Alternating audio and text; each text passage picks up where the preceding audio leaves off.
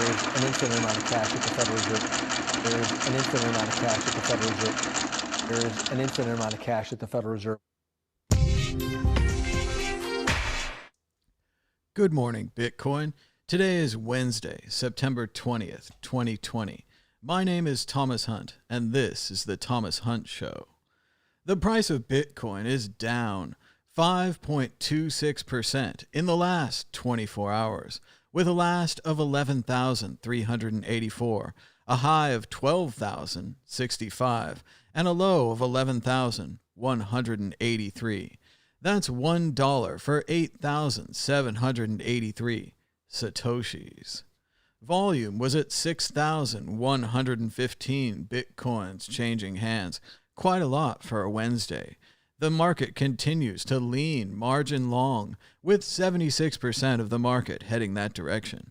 Bitcoin dominance was up to 58%. Checking out our top stories today on the Thomas Hunt Show, also being simulcast on the Thomas Hunt Show. David Blain flew into the sky with nothing but balloons, rising almost as high as 25,000 feet in the air. PornHub accepts Bitcoin and Litecoin, finally. And the first COVID death linked to the Sturgis motorcycle rally has been reported in Minnesota. But first, Joe Rogan debuts on Spotify without his most controversial episodes. That's right, dozens of past episodes with controversial guests are notably absent from the new Joe Rogan Experience channel, such as interviews with conspiracy theorists Alex Jones and David Seaman, far-right figures such as Owen Benjamin, Stefan Molyneux, Milo Yiannopoulos, Gavin McInnes, Charles C. Johnson, and Sargon of Akkad, as well as comedian Chris D'Elia, who has recently been accused of sexual impropriety. Also seemingly absent is an early episode where Rogan regular Joey Diaz infamously joked about coercing female comics into performing oral sex, an exchange that has resurfaced in the press in the wake of the Spotify deal.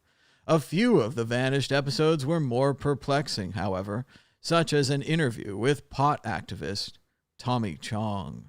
When the Spotify deal was announced in May, Rogan told his listeners that beginning September 1st, the entire JRE library will be available on Spotify. Now, Rogan's fans are wondering whether Spotify refused to allow certain episodes, or if Rogan himself decided to trim the archive of his most frequently criticized content, or if this was some sort of oddly specific temporary oversight. A representative for Spotify and Rogan did not return a request for comment, and Rogan's Twitter feed was silent on the matter. Survival of the richest. The wealthy have been plotting to leave the rest of us behind, Douglas Rushkoff wrote back in July of 2018. And now, the privileged have entered their escape pods. Technology gave us the dream of the cocooned future. Now we're living it. Rushkoff's back with a spiritual successor to his 2018 piece.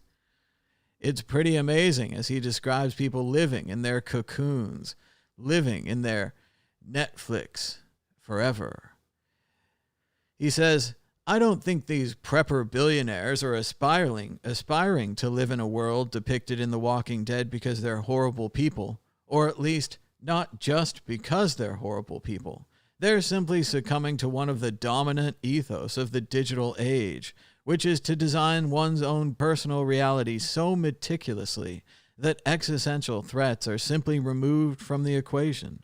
The leap from a Fitbit tracking your heart rate to an annual full-body cancer scan, or a doorbell surveillance camera to a network of autonomous robot sentries, is really just a matter of money. No matter the level of existential security, the Netflix shows we stream are the same. It's an especially impressive part towards the end when he's talking about one of his friends. He says, and the devil on our shoulder, our technology, is telling us to go it alone. After all, it's an iPad, not an us pad. The more advanced the tech, the more cocooned insularity it affords. I finally caved and got the Oculus. One of my best friends messaged me on Signal the other night. Considering how little is available out to do in the real world, this is going to be a game changer.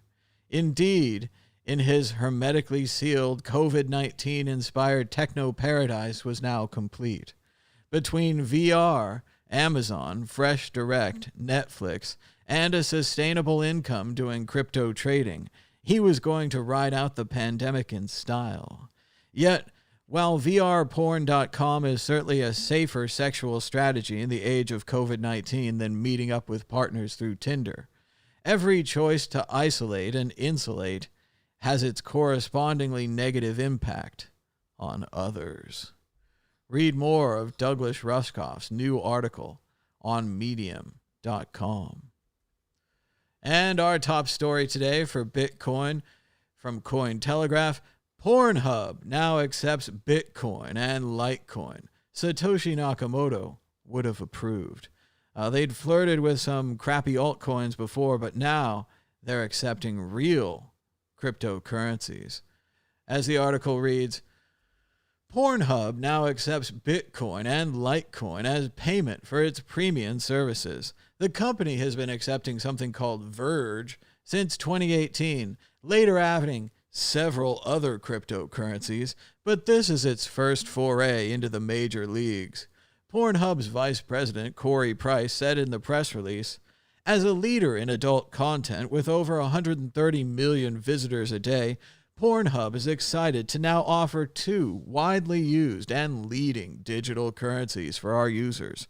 Our team continues to pave the way for tech development, testing, and implementing new technology for everyday consumers far ahead of the mainstream market." Pornhub is a year older than Bitcoin, having been founded in 2007 in Montreal, Canada. Currently, it stands as the world's 9th most popular website, with 3 billion monthly users. Cryptocurrency and porn have forever commingled in society's subconscious. This relationship goes back to the pre-Bitcoin days, as many cypherpunks believe that porn would be an early adopter of non-governmental digital currencies. Satoshi Nakamoto himself voiced similar opinions in 2010. Bitcoin would be convenient for people who don't have a credit card or don't want to use the cards they have, either don't want the spouse to see it on the bill, or don't trust giving their number to porn guys, or afraid of recurring billing. First COVID death in Minnesota is linked to the Sturgis motorcycle rally. The case, involving a biker in his 60s, is one of at least 260 infections traced to the event last month, where many declined to wear masks. I believe the words you're looking for are, "I told you so."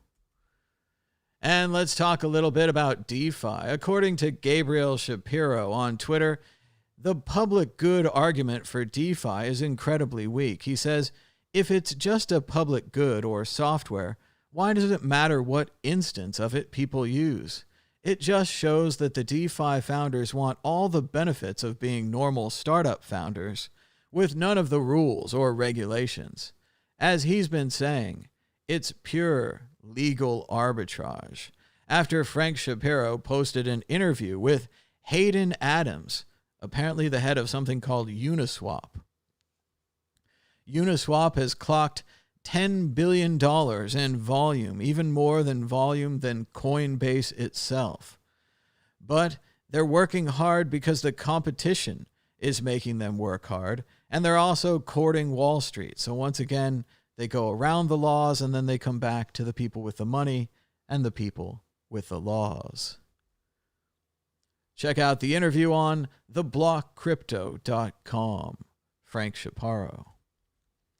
The price of Bitcoin broke $12,000, and you know what that means. Nothing really. Vice President Pence was on standby to temporarily assume the powers of the presidency during Donald Trump's unannounced visit to Walter Reed Hospital, November 2019, according to New York Times reporter Michael Schmidt's forthcoming book. Major presidential news. Trump had denied a series of mini strokes that resulted in him seeking treatment. Trump said, "It never ends. Now they're trying to say that your favorite president, me, went to Walter Reed Medical Center, true, having suffered a series of mini strokes." He brought it up. And Matt Drudge has shifted away from Trumpyism. It's a remarkable shift, a complete 180-degree turn for perhaps the largest driver of conservative traffic in the world. Check out the Drudge Report. Apparently not a fan of the president. And airline pilots landing at LAX report that a guy in a jetpack was flying alongside them.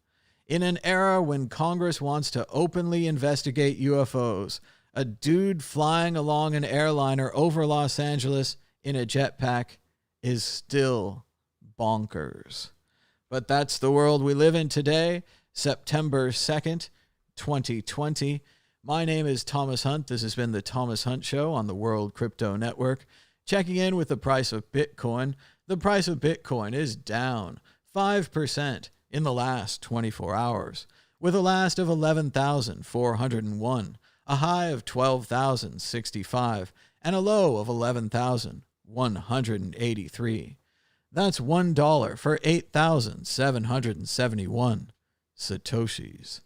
Thanks so much for joining us. Until next time, bye-bye.